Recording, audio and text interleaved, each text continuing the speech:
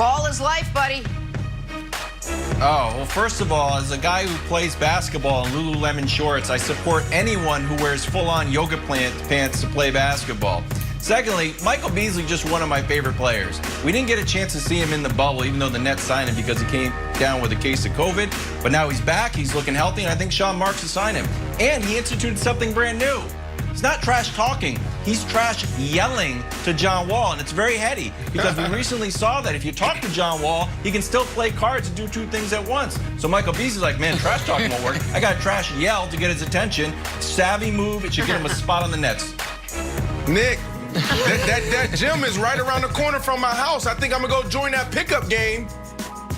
Oh, that's a great game. And by the way, you could help the Nets next year more than Michael Beasley. Sorry, Wilds. Let's talk NBA draft for a moment. So it's November 18th.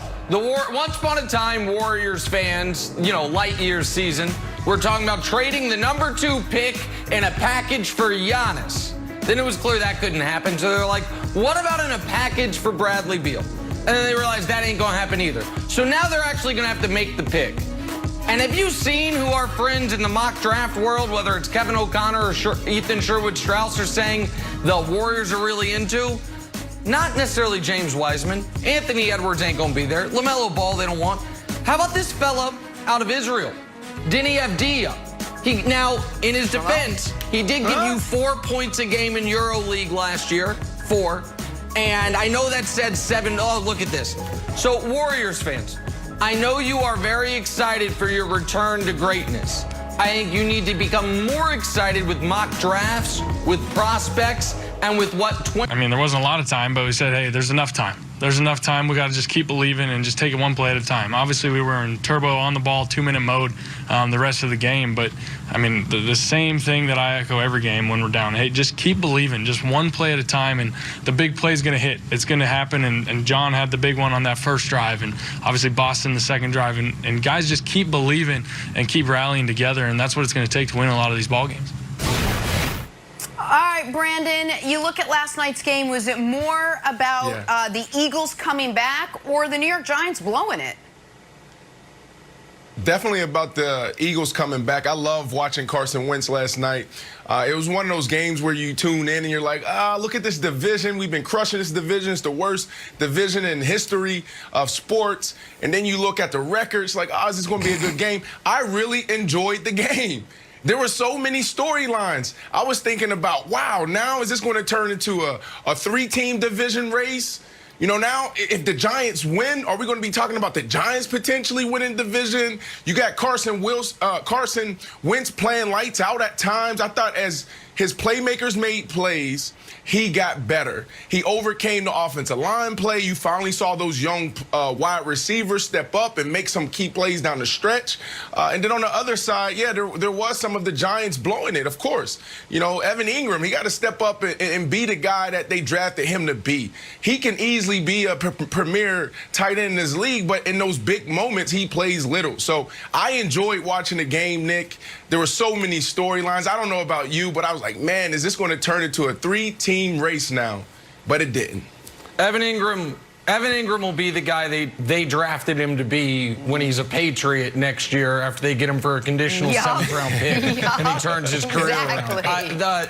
This game is more about the Eagles because, let's be honest, every game the Giants play is going to either be wholly irrelevant or only relevant because of their opponent. The next time the Giants are a competitive team, they will have a new general manager and a new quarterback. I don't know if they'll have a new coach or not. But the Giants don't, for all intents and purposes, matter in the 2020 football season. The reason the Eagles matter a little bit is because this year, while it's still going to be something of a lost year, whether they win the division or not, is going to be a hinge year for Carson Wentz. And last night was a great example of it.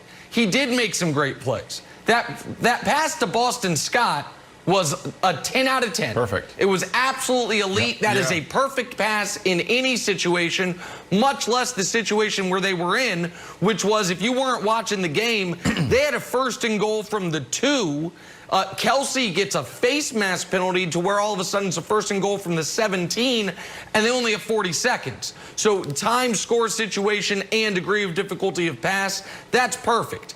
But in the same game, Carson also threw a horrifying interception inexplicably that took points off the board for Philly.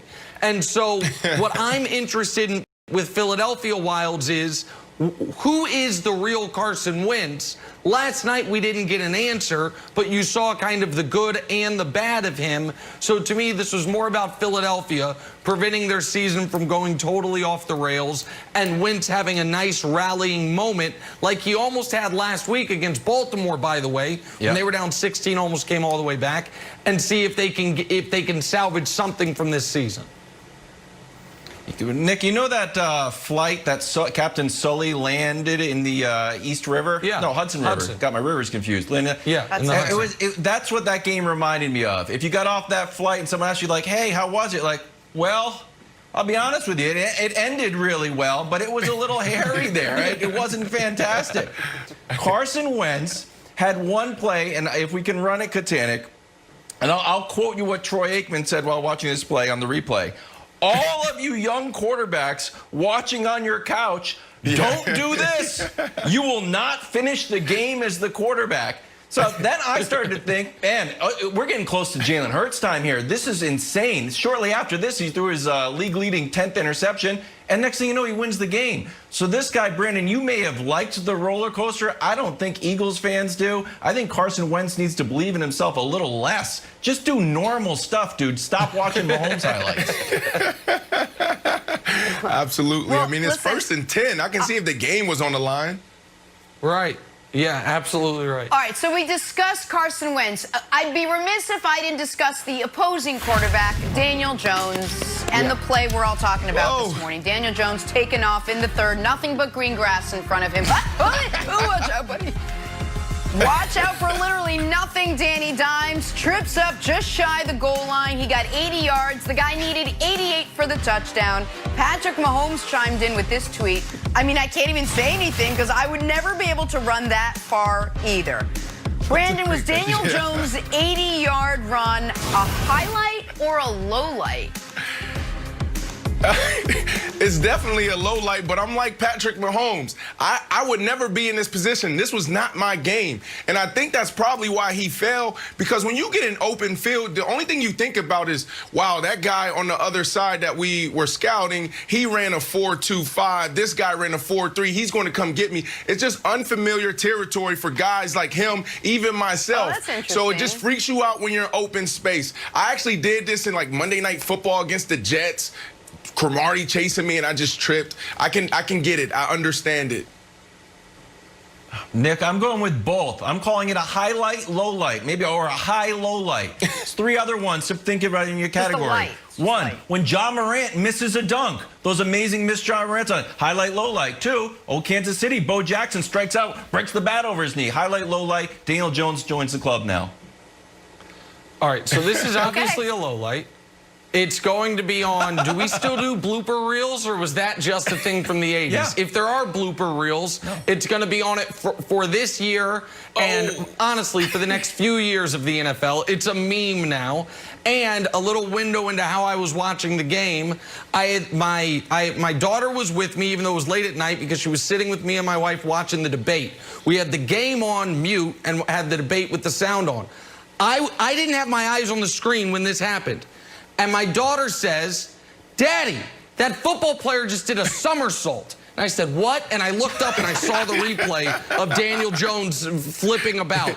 So, yeah, that's a low light for anybody ever. And Brandon, once again, proving his worth as the nicest man on sports television. Like, oh, don't feel bad. I once did this against Cromartie. Someone find me that tape, because I guarantee it doesn't quite look like this one from old Danny Drops. I didn't fall. I just ran out of bounds. And the general manager walked up to me the next day and asked me the question. He said, how did you do that? I gracefully